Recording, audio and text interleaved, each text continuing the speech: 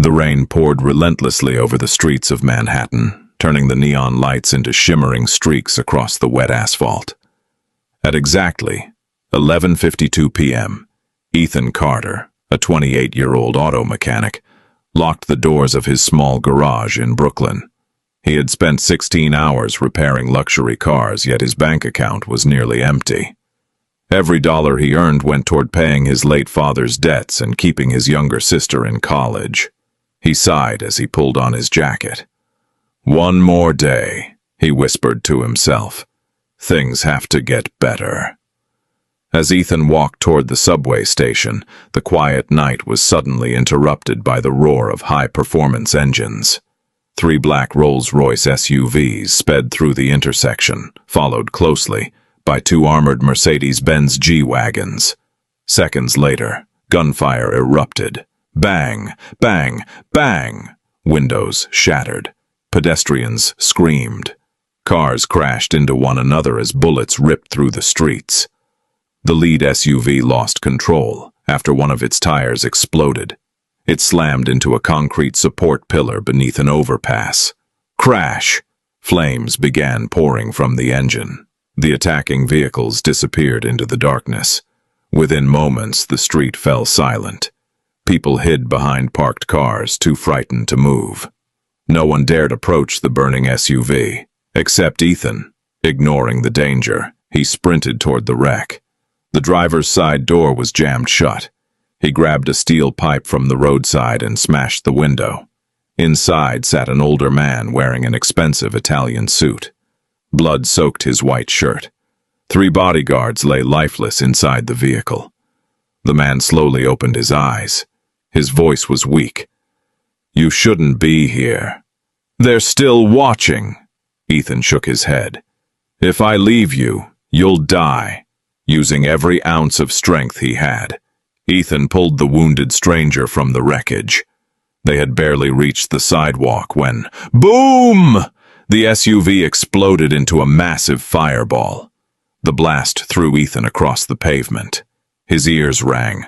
Smoke filled the air. Then, black helicopters appeared overhead. Luxury SUVs surrounded the entire block. Dozens of heavily armed men dressed in black tactical suits stepped out, pointing assault rifles in every direction. One man with a scar across his face shouted, "Secure the Dawn!" The armed men rushed toward the wounded stranger. When they saw he was alive, every one of them lowered their heads in respect. The older man stood slowly. Despite the blood on his clothes, he carried himself like a king. He looked directly at Ethan. "You saved my life." Ethan shrugged. "I just did what anyone should do." The old man smiled. "No." He glanced toward the frightened crowd. They watched. "You acted." A bodyguard handed the man a satellite phone.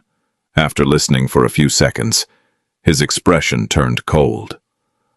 "So, the Romano family has been betrayed." He ended the call and slipped the phone into his pocket. Then he extended his hand to Ethan. "My name is Don Alessandro Romano." Ethan had never heard the name. The scar-faced bodyguard stepped closer. "You really don't know who he is?" Ethan shook his head. The bodyguard smiled grimly. "Every Mafia family in Europe fears him. Every cartel respects him. Governments have spent 20 years trying to arrest him. They all failed. He is known by only one title, the Shadow King." Ethan's heart pounded. He had just rescued one of the most powerful and dangerous men on Earth. Suddenly, a sniper watched from the rooftop of a nearby skyscraper. His crosshairs settled on Ethan's chest. His finger tightened on the trigger. "Target acquired," he whispered into his radio. A distorted voice replied, "Negative. Don't kill him. Bring him to me. I want to know why fate chose an ordinary mechanic to save the world's most feared Mafia boss." Far away, in a luxurious mansion overlooking the Hudson River, a mysterious figure watched the entire incident through live satellite footage. He slowly smiled. "The game has finally begun." Ethan Carter had no idea that before sunrise he would be forced into a hidden empire where loyalty was bought with blood, betrayal was punished with death, and one wrong decision could cost him everything.